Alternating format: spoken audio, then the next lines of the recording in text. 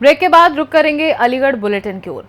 Aligarh bulletin में पहली खबर इगलास से है, जहां इगलास से सासनी मार्ग पर कुछ दिन की बरसात से ही सड़क उखड़ने लगी है और जगह जगह हो रहे गड्ढे दुर्घटनाओं को आमंत्रित कर रहे हैं। यानी ये कहा जाए कि कुछ दिन की बरसात ने ही लोक निर्माण विभाग की जहां पोल खोलने का काम किया है, वहीं प्रदेश के मुख्यमंत्री के दावों पर पानी फेर दिया है। जी हां, इगलास अलीगढ़ मार्ग की डामरीकरण सड़क को बने हुए ज्यादा समय भी नहीं हुआ है।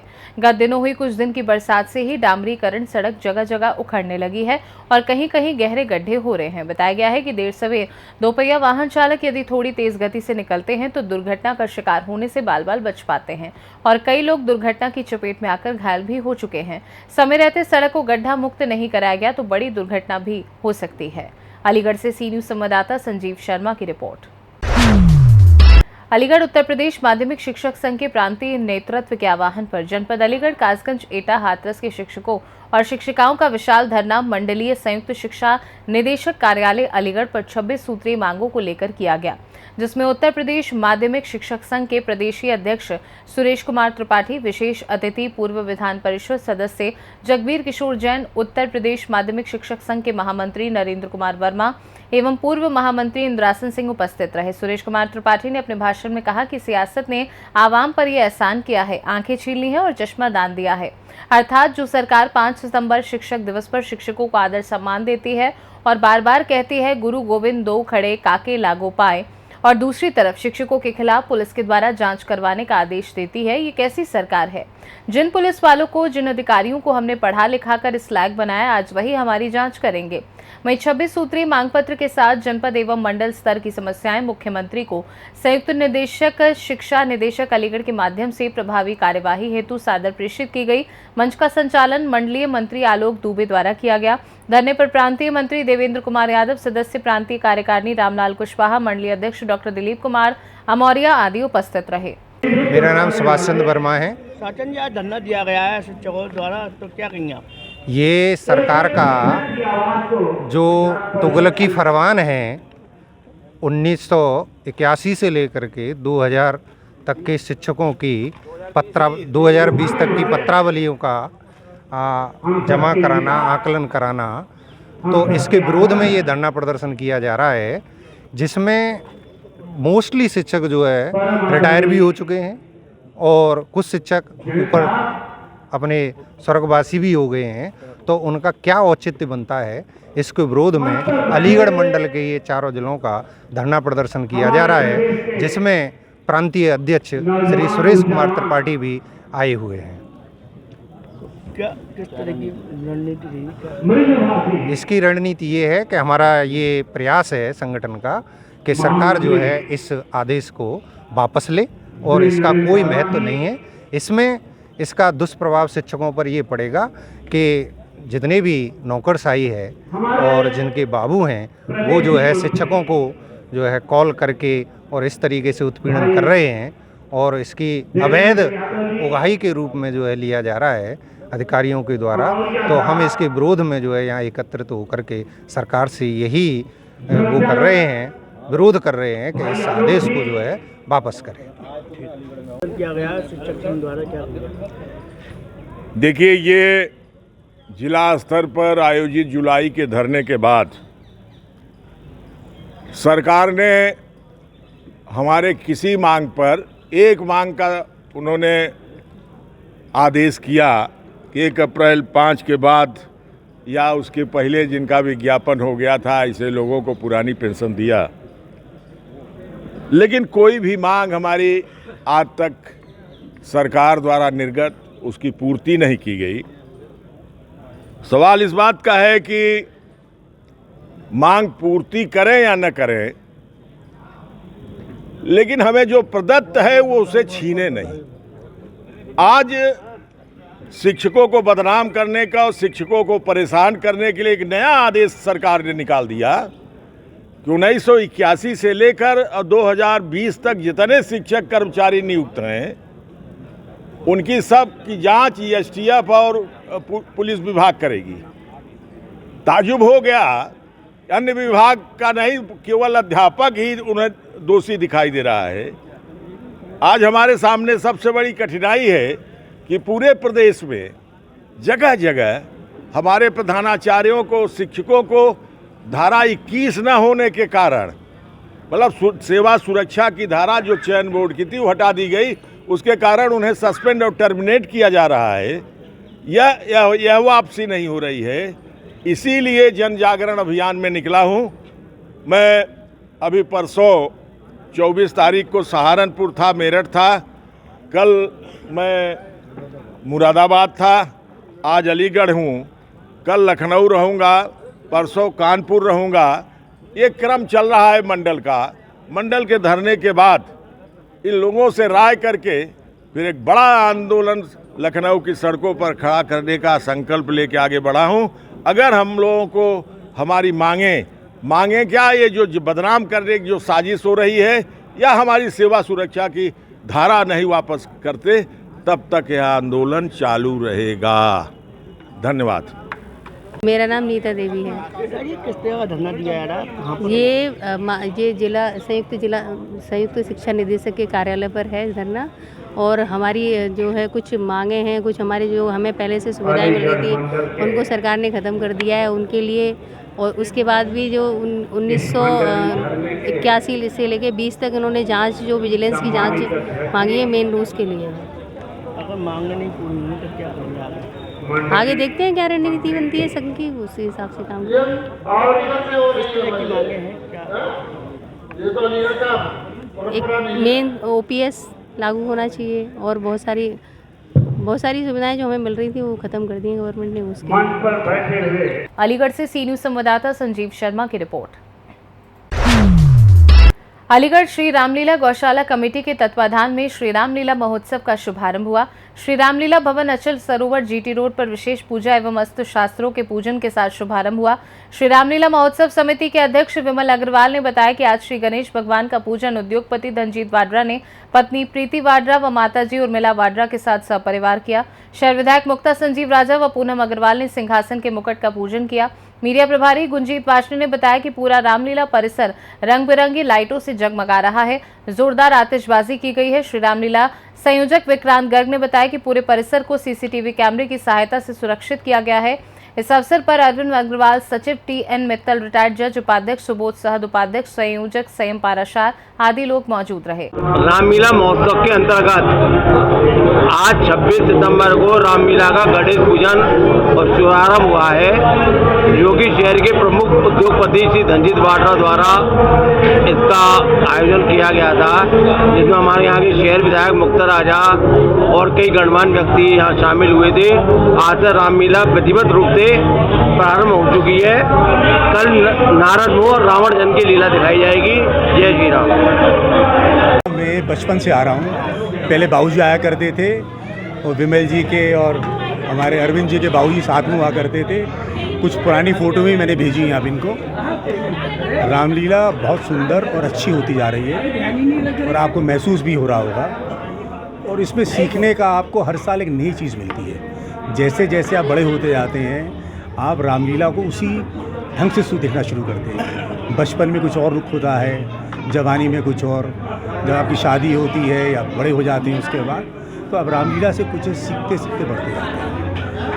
इसमें तो बिल्कुल ये सौभाग्य है कि यहाँ आना और गणेश पूजन करना, तृप्ति हो जाती है।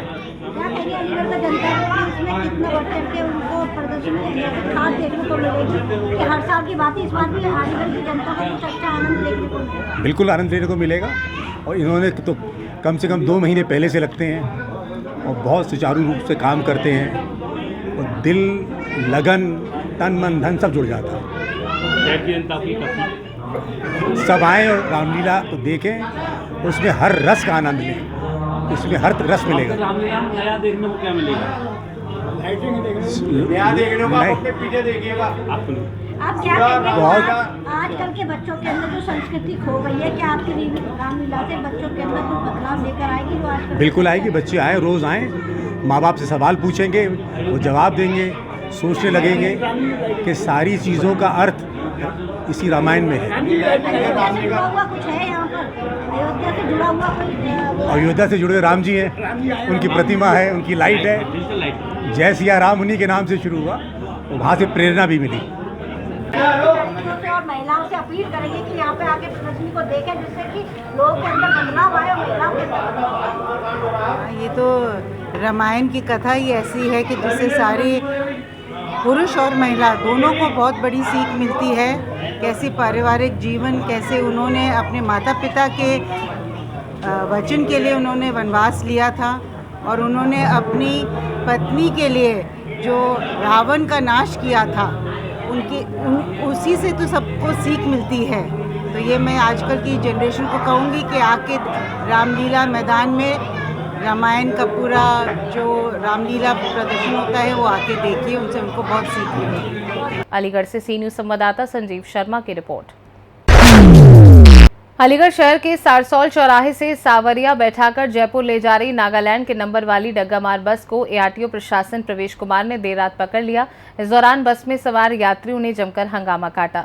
इसके बाद अफसरों ने एक रोडवेज बस का इंतजाम कर उसमें यात्रियों को बिठाकर गंतव्य की ओर भिजवाया, तब जाकर मामला शांत हुआ। बता दें, शहर में डग्गामार वाहन बिना किसी रोक टोक के दौड़ रहे हैं।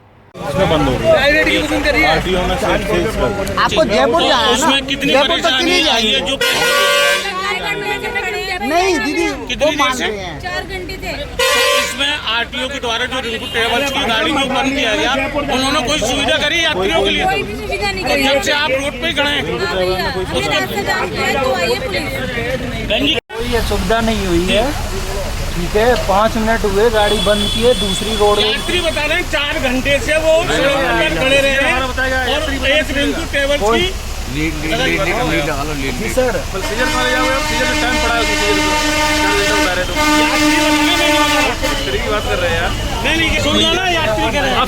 क्या नाम है आपका? कहाँ के रहने वाले हैं आप? अच्छा, क्या हुआ यहाँ? बिजनौर से बस निकला जयपुर के लिए, यहाँ पे रिंकू ट्रैवल, पता नहीं रास्ते में अलीगढ़ में सीज कर दी गई, अंदर खड़ी कर दी, बाहर निकाल के। अब यहाँ बस का समाधान मिल रहा है, इसलिए हम सब लोगों ने यहाँ खड़े हो गए। बाद में किसी जाकर हमें समाधान करके देखेंगे, हम निकल जाएंगे। लगभग कितनी सवारी होंगी और कहाँ से आई थी यहाँ? 40 लोग होंगे, जयपुर से आए, वो बिजनौर से आए हम लोग। बिजनौर से आए हैं आप? अभी गाड़ी कहाँ खड़ी कर दी गई है? अंदर आके। कहाँ खड़े हुए हैं आप? अलीगढ़। तो मतलब किस तरीके का आश्वासन दिया यार प्रशासन द्वारा? कि बस आ रही हैं, खड़े रहेंगे, आ रही हैं, इंतज़ार करते करते पागल हो जाएंगे। कल को मैच है, मेरा इंपॉर्टेंट मैच है, मैच खेलना है मेरे को, अब क्या करें? कहाँ जाना आपको मैच खेलने? जयपुर में पठान सा अकेडमी, वहाँ खेलता हूँ मैं क्रिकेट। तो कहाँ से आ रहे थे आप? बिजनौर से। कहाँ जा रहे थे? जयपुर। अलीगढ़ से सी न्यूज़ संवाददाता संजीव शर्मा की रिपोर्ट। अलीगढ़ उत्तर प्रदेश या जूनियर हाई स्कूल शिक्षक संघ और पुरानी पेंशन बहाली मोर्चा अटेवा की अगुवाई में पुरानी पेंशन बहाली की मांग को लेकर घंटाघर से कलेक्ट्रेट तक पैदल आक्रोश मार्च का आयोजन किया गया, जिसमें शिक्षक संघ के जिलाध्यक्ष डॉक्टर प्रशांत शर्मा ने कहा कि पुरानी पेंशन हमारे बुढ़ापे की लाठी है, पुरानी पेंशन को हम हर कीमत पर लेकर ही रहेंगे। पुरानी पेंशन के अलावा कोई भी बीच का रास्ता किसी कीमत पर स्वीकार नहीं किया जाएगा। यदि सरकार कर्मचारियों को पुरानी पेंशन नहीं देती है तो आने वाले चुनाव में सरकार को आईना दिखा दिया जाएगा। वहीं पुरानी पेंशन को लेकर नारों से रास्ता गुंजायमान रहा। जिलाधिकारी के माध्यम से पुरानी पेंशन बहाली को लेकर मुख्यमंत्री को संबोधित एक ज्ञापन सौंपा गया। इस मौके पर विमल चौहान, राकेश गौतम, मोहम्मद जाहिद, अनुज, सुनील वारसडे, अमित सिंह समेत शिक्षक और कर्मचारी मौजूद रहे। मैं मुकेश गुप्ता, जिला मंत्री डीपी अलीगढ़। यहाँ पर सारे शिक्षक कर्मचारी पुरानी पेंशन बहाली के लिए बहुत दिन से प्रयासरत हैं, लेकिन सरकार ने पहले एनपीएस हम लोगों पर थोपा, उसके बाद यूपीएस। न तो एनपीएस अच्छा था, न यूपीएस अच्छा है। हमारे सभी शिक्षक कर्मचारियों की एक ही मांग है कि पुरानी पेंशन को बहाल किया जाए। 1 नेशन 1 पेंशन ओनली, यही हमारी सबसे मेन हमारी मांग है। और हमारे सरकार से यही हमारी वो है निवेदन है कि हमारी जो पुरानी पेंशन है उसे हूबहू ऐसे ही बहाल की जाए। सरकार अगर बहाल नहीं करती है, सुनती नहीं है, तो क्या करेंगे? अभी हमारा जो है आंदोलन, हम काफ़ी दिन से आंदोलनरत हैं और ये हमारा उसका पहला वो पड़ाव है। आक्रोश मार्च हमने निकाला है सारे शिक्षक कर्मचारियों ने, और इससे हमारी सरकार नहीं मानती है तो आगे और हम जो है इस आंदोलन को और उग्र करेंगे। जब तक उग्र और आंदोलन को करते रहेंगे जब तक शिक्षक कर्मचारियों की ये पुरानी पेंशन बहाल करने की मांग को पूरा नहीं किया जाता। अटेवा पेंशन बचाओ मंच एनएमओपीएस राष्ट्रीय लेवल पे लगातार संघर्ष कर रहा है। 20 साल से सरकार ने हम शिक्षक कर्मचारियों पे, जो देश में 1 करोड़ है, यूपी में 14 लाख हैं, इन पे ज़बरदस्ती एनपीएस थोपा गया। और अब सरकार के खिलाफ ये शिक्षक कर्मचारी आ गए तो बड़े धोखे से एनपीएस बदल के यूपीएस दे दिया। आज पूरे भारत के 797 जिला मुख्यालयों पर अटेवा एनएम ओपीएस कई संगठनों ने समर्थन भी दिया है। पूरे देश में व्यापक आक्रोश मार्च निकाला गया है। सरकार से हम मांग कर रहे हैं कि एनपीएस की जगह यूपीएस मत बना के बेवकूफ़ बनाओ, क्योंकि शिक्षक कर्मचारी पढ़ा लिखा वर्ग है, बहकावे में तो नहीं आएगा। इसलिए आप यूपीएस न दे के उसको ओपीएस कर दीजिए, और ओपीएस कर दीजिए। हम शिक्षक कर्मचारी गुरु हैं, degree college inter college professor हैं, सबका आशीर्वाद और सहयोग रहेगा कि आप दीर्घायु हों। और निवेदन ये रहेगा कि ईश्वर आपको सद्बुद्धि दे के 1 करोड़ से आप चंद्रयान लैंड कराए। जिन वैज्ञानिकों ने चंद्रमा पे लैंड कराया उनको पेंशन नहीं है। अर्धसैनिक बल रोज शहीद हो रहे हैं, उनको पेंशन नहीं है। ये नेता 8 बार जीतेंगे, इनको 8 बार पेंशन है। तो ये बहुत बड़ा छलावा है। लेकिन ये भी जानिए आप, अगर ईमानदारी से ओपीएस नहीं देते हैं, पुरानी पेंशन नहीं देते हैं, तो 14 लाख शिक्षक कर्मचारी उत्तर प्रदेश को माननीय योगी जी को पक्का विदा कर देगा। हाँ, 2027 में विदा कर देगा, क्योंकि 2024 में इन्होंने टेलर देखा। इनकी समीक्षा में आया हम क्यों हारे कि शिक्षक कर्मचारी जो चुनाव भी करवा रहे हैं, बीएलओ भी हैं, ये हमारे विरोध में है। और बात आई क्यों नाराज हैं, इनको पुरानी पेंशन चाहिए। इसलिए माननीय प्रधानमंत्री 10 साल में पीएमओ कार्यालय के कर्मचारियों को पहली बार मीटिंग बुलाए, और आप देश के रीढ़ हो। 8 महीने पहले जो मना जी, तो इसलिए हम चाहेंगे कि हमारे जितने भी शिक्षक कर्मचारियों की मांग है, आज पूरे देश में जो आक्रोश मार्च भी निकला है, सबके हित में आदरणीय प्रधानमंत्री जी, आदरणीय योगी जी पुरानी पेंशन बहाल करें, नहीं तो ये कर्मचारी चुप बैठने वाला है। प्रदेश संगठन मंत्री है माननीय प्रधानमंत्री जी और माननीय मुख्यमंत्री जी। अलीगढ़ से सी न्यूज संवाददाता संजीव शर्मा की रिपोर्ट। अलीगढ़ में श्री तिरुपति बालाजी देवस्थान में प्रसाद को अपवित्र करने वाले प्रकरण को लेकर विहिप ने विरोध जताया है। पदाधिकारी ने इस मामले को लेकर रामघाट रोड स्थित एक होटल में बैठक कर प्रेस वार्ता का आयोजन किया। बैठक में दोषियों के विरुद्ध सख्त से सख्त कार्यवाही की मांग रखी। विहिप की ओर से इस प्रकरण को लेकर शनिवार को विरोध रैली निकाली जाएगी। यहां पर राज्यपाल के नाम ज्ञापन दिया जाएगा। विश्व हिंदू परिषद के विभाग मंत्री मुकेश राजपूत समेत पदाधिकारियों ने क्या कुछ कहा, सुनिए। हमारे पूज्य महामंडलेश्वर जी और आचार्य जी ने विषय बताया है। मंदिर से रिलेटेड हरिगढ़ के अंदर जो आयोजन किया जा रहा है, पूरे सर्व हिंदू समाज से आह्वान किया गया है। 28 तारीख को हम श्री वाष्णव महाविद्यालय के क्रीड़ा स्थल पर एकत्र होंगे।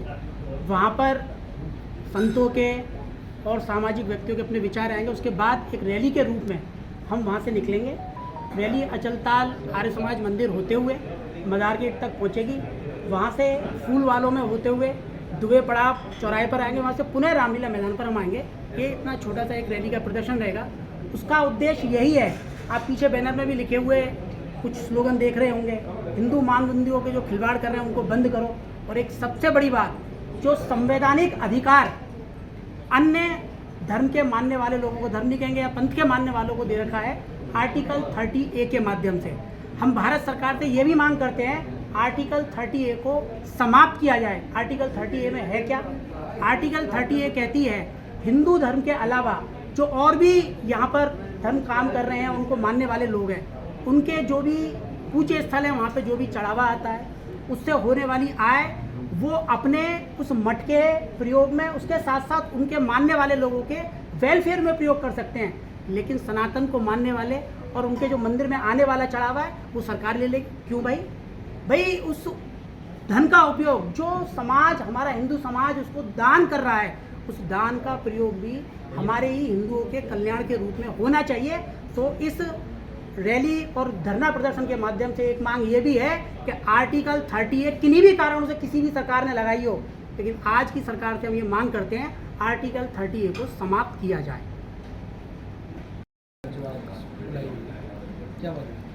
देखिए, तिरुपति बालाजी का जो घटनाक्रम है ये निश्चित तौर पर सनातन और हिंदुओं की आस्था के साथ ठीक उसी प्रकार का खिलवाड़ है जैसा मंगल पांडे के साथ हुआ था। और हम विश्व हिंदू परिषद के माध्यम से संरक्षक होने के नाते मेरा ये आह्वान है कि सामाजिक परिस्थितियों को और कानून को हाथ में न लेते हुए जो वैधानिक तरीके हैं उसके माध्यम से हम इसके विरोध में उसी क्रांतिकारी तरीके के साथ में 28 तारीख को प्रदर्शन करने के लिए एकत्र होने जा रहे हैं, जिसमें ज्ञापन सौंपेंगे।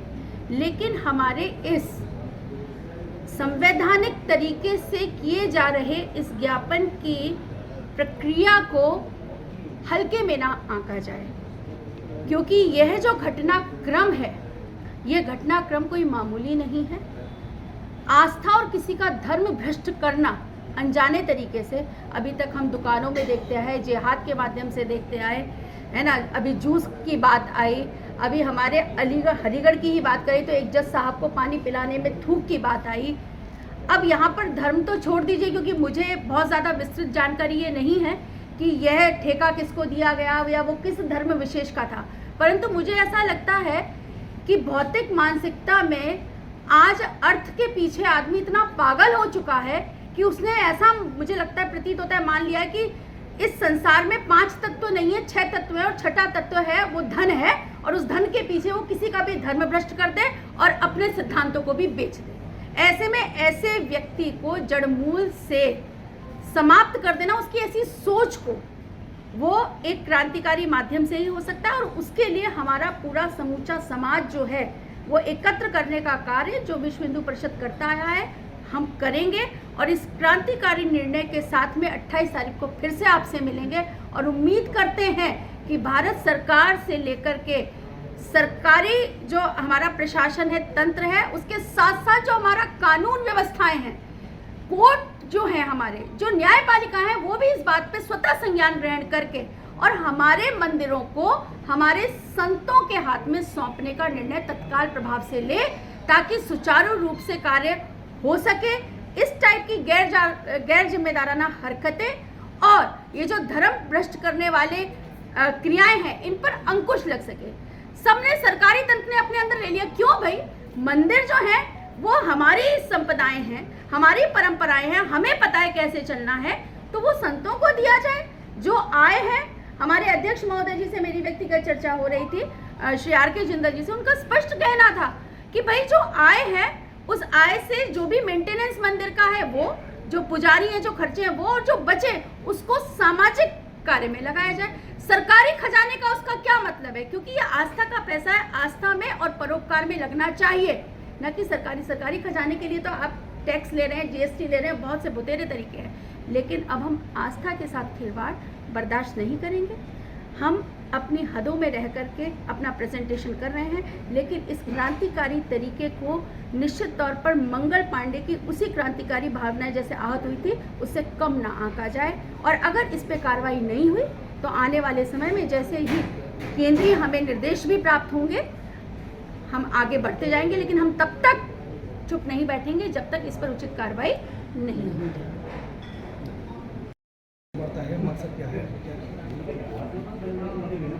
जो प्रेस वार्ता का आयोजन किया जा रहा है, ये तो श्री तिरुपति बालाजी जो भगवान साक्षात नारायण का विग्रह है, और इसका प्रमाण जो मिलता है श्रीमद् हरिवंश पुराण में, श्रीमद् भागवत में, पद्म पुराण में, क्योंकि जिसमें एक हमारे यहाँ नरसिंह भगत हुए, बहुत अच्छी प्रचलित कथा है।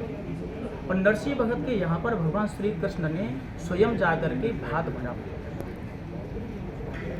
और जब भात भरने पर उनकी सोना चांदी या जवाहरात सब वर्षा किया तो कम पड़ा। तो कम पड़ने के बाद उन्होंने कुबेर जी से धन संचय किया, उनसे मांगा, और धन मांगने के बाद उसकी भी वृष्टि की उन्होंने। और मैं तो स्वयं जाकर के तिरुपति बालाजी में 2 दीवान का दर्शन किया है मैंने।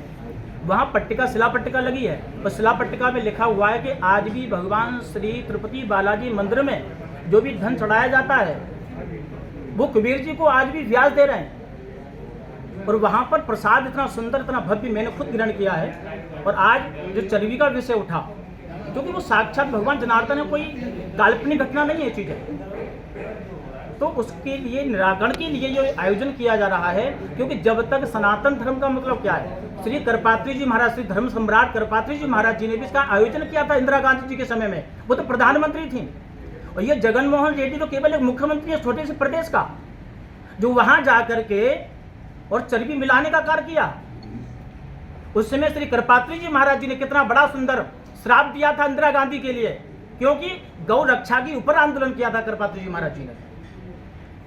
और चर्बी को मिला करके ये सब दूषित किया जा रहा है किसको, समाज को। और उन्होंने जयकारा लगाया था कि धर्म की जय हो, अधर्म का नाश हो, प्राणियों में सद्भावना हो और विश्व का कल्याण हो। हम तो सनातन धर्म वाले विश्व का कल्याण चाहने वाले हैं, हम किसी को पदभ्रष्ट करने वाले नहीं हैं, हम किसी का अपमान करने वाले नहीं हैं। हमारे सनातन धर्म की ध्वजा को जो विश्व हिंदू परिषद परिवार है वो केवल किसी एक जाति धर्म से संबंध नहीं रखता, उसमें सभी लोग जुड़े हुए हैं और सबकी केवल एक ही याचना है, एक ही मांग है भारत सरकार से। जब करपात्री जी महाराज जी जब प्रधानमंत्री जैसे को श्राप दे सकते हैं तो एक छोटे से प्रदेश का एक मुख्यमंत्री ये क्या चीज बेचता है? इसको खुद जाकर के क्षमा याचना के साथ इसको मृत्युदंड जैसा श्राप होना चाहिए। जब तक ऐसे लोगों को साबित नहीं किया जाएगा, दंडित नहीं किया जाएगा, जब तक हमारे धर्म से ये दुष्कर्म होना बंद नहीं होगा। तो हम सभी की यही याचना है, ये प्रार्थना है प्रधानमंत्री जी से भी और यूपी के मुख्यमंत्री जी से भी कि ऐसे लोगों के साथ में जितना दंड दिया जाए वही कम है और अवश्य ही कहना चाहिए। ये चर्बी मिलाना भ्रष्टाचार की देन है या कोई और चाल है? नहीं, ये चर्बी मिलाना भ्रष्टाचार की देन के साथ साथ ये अपनी जेब भरने की देन ज्यादा है। क्योंकि मैं खुद आचार्य हूँ, पांडित कर्मी पूजा पाठ करने जाता हूँ तो दुकानदार खुद कहते हैं, बोले महाराज जी आपको कैसा घी चाहिए, आपको खाने वाला घी चाहिए या आपको हवन में चढ़ाने वाला घी चाहिए? मैंने भैया इसमें फर्क क्या है? बोले महाराज बस ये मत पूछिए फर्क क्या है, उसी से ये संज्ञान लिया जा सकता है कि उसमें क्या मिश्रित होगा। ये मेरे सामने खुद, यदि आप चाहो तो दुकानदार से मिलवा सकता हूँ, मैं हरिगढ़ में मिलवा सकता हूँ, सुरेंद्रनगर में मिलवा सकता हूँ, जैसा उन्होंने डायरेक्ट प्रश्न किया। तो दूसरी बात, एक आपने सुना होगा चाणक्य जी बड़े विद्वान हुए और उन्होंने एक श्लोक लिखा कि को अर्थः पुत्रेण जातेन, को अर्थः पुत्रेण जातेन योन विद्वान धार्मिकः कथंचित सुबोधर भरा किन्न सुकर सावकः। ये तो संस्कृत का श्लोक हो गया, इसका अर्थ मैं बताता हूँ। को अर्थः पुत्रेण जातेन, उस पुत्र से क्या लाभ, यो न विद्वान धार्मिक, ना ही विद्वान है और ना ही धार्मिक है। कथंचित सुबोधर भरा किन्न सुकर सावक, उस मनुष्य की तुलना एक सुअर के बच्चे से की जाती है। सुअर का बच्चा तो विष्ठा खा करके पेट भर सकता है, और यदि हम सनातन धर्म में रहने वाले हैं, सनातन धर्म को मानने वाले हैं, तो हमारी क्या गति होगी? हमारी गति सुअर से भी ज्यादा बदतर होगी। इसलिए ये जितने भी पशु पक्षी काटे जाते हैं, इन सब की चर्बी है वो ज़्यादातर घृत में ही मिश्रित की जाती है और वह प्रसाद सभी मंदिरों में चढ़ाया जाता है। तो हमारी केवल यही कामना आप लोगों से माध्यम से है कि इसको बंद किया जाए। जो कतल खाने, ठीक है, मीट खाने वाले मीट खा रहे हैं, बस चर्बी का दुरुपयोग क्यों कर रहे हैं? सनातन धर्म को क्यों आहत करने का काम कर रहे हैं? इसको तत्काल रोका जाए। यदि नहीं रोका जाएगा तो बहुत विशाल कार्य होगा, बहुत जन आंदोलन ऐसा होगा कि इनको घुटनों पर आना ही पड़ेगा और हमारी भारत सरकार को आना पड़ेगा। उत्तर प्रदेश को या वहां की कर्नाटक की सरकार को छोड़िएगा, क्योंकि हम इनको चैन करके वहां तक पहुंचाते हैं और ये हमारी जिम्मेदारी है। सनातन धर्म होने के नाते जन जन की जिम्मेदारी है, इस कार्य को अवश्य ही रोकना चाहिए। क्या एक नज़र अलीगढ़ के मंदिरों पर भी डालेंगे? जो दीपक जलाए जाते हैं, जी सर, कहा गया है कि वो चर्बी के घी के दीपक होते हैं। प्रसादम का मामला तो विश्व में उठ चुका है, लेकिन एक राजनीतिक संगठन ने ये आवाज़ उठाई थी कि दीपक जो जलाए जाते हैं वो चर्बी के हैं। मैंने भी आपको भी बताया कि दुकानदार का, मैंने खुद गया स्वयं लेने के लिए, तो मेरे से पूछा आचार्य जी आप बताइए हवन का घी लेना है या खाने का लेना है? मेरे से खुद प्रश्न किया उसने। तो वो जो घृत आ रहा है ना, वो दीपक जलाने में भी काम आएगा। आप जो हवन, नवचंडी आ रही, नवरात्रि का समय आने वाला है, नवचंडी में हवन करेंगे, उसमें समयसी का दुरुपयोग होता है। और यदि इन चीजों में जो हवन इत्यादि पूजा पाठ किया जाता है वो सनातन धर्म को मजबूत करने के लिए किया जाता है। जब उसमें ऐसी चीजों को मिलाकर के हवन में चढ़ाएंगे तो क्या होगा? क्या मजबूत हो पाएंगे? यदि बच्चे को आप दूध में पानी मिला के, आटा मिला के खिलाएंगे तो क्या बच्चे की हड्डियां मजबूत हो पाएंगी? हम उसी परमब्रह्म परमात्मा की याचना करते हैं, प्रार्थना करते हैं, पूजा करते हैं। क्यों करते हैं? क्योंकि उससे हमें यदि 1 रुपए का दान करते हैं तो वहां 100 की प्राप्ति होती है वृष्टि के द्वारा। तो ये सब अक्षम्य अपराध हैं और जो भी इस कार्य में लिप्त है उसको अवश्य ही दंडित होना चाहिए। अलीगढ़ से सी न्यूज संवाददाता संजीव शर्मा की रिपोर्ट।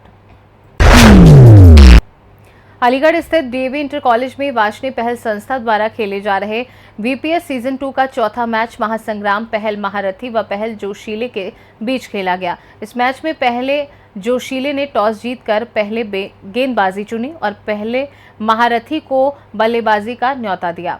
इस मैच में मुख्य अतिथि मिनिस्ट्री के डायरेक्टर करण वाशने, भैया जी कंपनी के director Ganesh Gupta, HR company के डायरेक्टर हनुमंत राय रहे। इस मैच में अतिथियों ने श्री अक्रूर जी की प्रतिमा पर माल्यार्पण कर मैच का शुभारंभ किया। इस मैच में कान्हा वाशने, ललित PL, गर्व वाशने ने कमेंट्री की। इस मैच में आए हुए सभी पत्रकार भाइयों का संस्था के सभी पदाधिकारियों द्वारा पटका पहनाकर स्वागत किया गया। इस मैच में गौरव पीतल, अमित किताब, हिमांशु वाशने, कान्हा वाशने, विकास वाशने आदि लोग उपस्थित रहे। एक क्रिकेट टूर्नामेंट का आयोजन किया गया है। जैसा कि पिछले साल भी हम लोगों ने एक टूर्नामेंट का आयोजन किया था जो कि बहुत सफल रहा था। हमारी कोशिश ये है कि इस बार का अपना VPS क्रिकेट सीजन 2 भी उसी तरीके से, जिस तरीके से सीजन 1 ने कामयाबी पाई थी, उसी तरीके से हम ये चाहते हैं कि VPS सीजन 2 भी जो है कामयाबी हमारे समाज में पूरी तरीके से पाए। और इसमें आज भी जो है, आज हमारा तीसरा मैच हुआ था जो कि बहुत ही शानदार हुआ। अच्छे हाई स्कोरिंग मैचेस हो रहे हैं और हमारे समाज के अच्छे अच्छे खिलाड़ी इसमें निकल करके आ रहे हैं। हमारी प्रतिभाएं पहचान में आ रही हैं, ताकि वो आगे जा करके अगर किसी स्तर पर अगर वो प्रतियोगिताओं में भाग लेते हैं तो हमें यहीं से पता चलेगा। वो ये उनके लिए भी एक सीढ़ी का काम कर रही है। देखिए, ग्रास रूट लेवल पे जो खिलाड़ी उभर के सामने आ रहे हैं, इनको आगे तक ले जाने के लिए आपकी क्या वो है जो है? देखिए, आगे तक लेकर के जाने के लिए उन्हें एक यहाँ पर प्लेटफॉर्म दिया गया है फिलहाल कि आप यहाँ पर आएँ, प्रतियोगिताएं प्रतिभाग करें। आप जैसे जब मीडिया बंधु यहाँ पर आते हैं, जब जो प्रतिभाएं वो दिखा रहे हैं, जब आप लोग उन्हें छापेंगे तो हो सकता है कि वो आगे नजर आए और हो सकता है वहीं से उन्हें कोई और अच्छा प्लेटफॉर्म मिल जाए। वाशने पहल संस्था रजिस्टर्ड संस्था द्वारा ये मैच का टूर्नामेंट सीजन 2 आयोजित किया जा रहा है और जिसके कि 2 मैच अब तक हो चुके हैं और आगामी मैच भी हमारे प्रतिदिन होने के लिए हैं। आज हमारी 2 टीम महारथी और जोशीले, इन दोनों टीमों का मैच हुआ था जो कि बहुत बढ़िया हुआ। आनंद आया आप सभी को। आप सब पत्रकार महोदय हमारा चौथा स्तंभ यहाँ आए थे, आपको भी अच्छा लगा होगा यहाँ देख के क्रिकेट को। कब से कब तक ये मुकाबला आपका चलेगा? ये मुकाबला हमारा 24 सितंबर से आरंभ होके और नवदुर्गा का क्योंकि बीच में है तो उसके बाद दशहरा के बाद तक ये कार्यक्रम प्रस्तावित है। अलीगढ़ से सी न्यूज संवाददाता संजीव शर्मा की रिपोर्ट। अलीगढ़ जिला मजिस्ट्रेट विशाख अय्यर एवं SSP संजीव सुमन ने रामलीला मैदान, अचल तालाब, नुमाइश मैदान का निरीक्षण किया और रामलीला कमेटी के सदस्यों से बात की। अपने भ्रमण कार्यक्रम के दौरान अधिकारियों द्वारा रामलीला मैदान में स्थापित अस्पताल एवं अशोक वाटिका मंचन वाले बगिया का भी निरीक्षण किया। इस अवसर पर विमल अग्रवाल अध्यक्ष रामलीला कमेटी, आकाश अग्रवाल, संयम पाराशर, विक्रांत गर्ग, ऋषभ गर्ग उपस्थित रहे। अध्यक्ष रामलीला कमेटी विमल अग्रवाल ने बताया कि 26 सितंबर से आरंभ हुई रामलीला 12 अक्टूबर तक चलेगी। उन्होंने बताया कि रामलीला मंचन के अलावा 3 अन्य मुख्य कार्यक्रम सरयू पार लीला, राम बारात और रावण दहन के होते हैं। रामलीला मंचन एवं 3 अन्य प्रमुख कार्यक्रमों में भारी संख्या में श्रद्धालु सहभागिता करते हैं। अलीगढ़ से सी न्यूज संवाददाता संजीव शर्मा की रिपोर्ट। तैयारी को लेकर किस तरीके व्यवस्थाओं का जायजा लिया गया? देखिए, रामलीला की तैयारी को लेकर के आयोजकों के साथ और स्थानीय स्तर के जितने भी आयोजक हैं और पुलिस प्रशासन के अधिकारी और नगर निगम की टीम के साथ आज रामलीला मंच का भी और उसके बाद रावण दहन जो नुमाइश मैदान में होता है उसका भी निरीक्षण किया गया और आयोजकों के द्वारा पूरे कार्यक्रम के बारे में भी बताया गया है और सारी तैयारियाँ रहेगी। पुलिस प्रशासन की तरफ से, नगर निगम की तरफ से संबंधित विभागों को भी निर्देशित किया गया है कि समयबद्ध रूप में इस आयोजन के संबंध में अलीगढ़ बुलेटिन में फिलहाल के लिए इतना ही। देश दुनिया की बाकी खबरों को जानने के लिए आप देखते रहिए सी न्यूज भारत।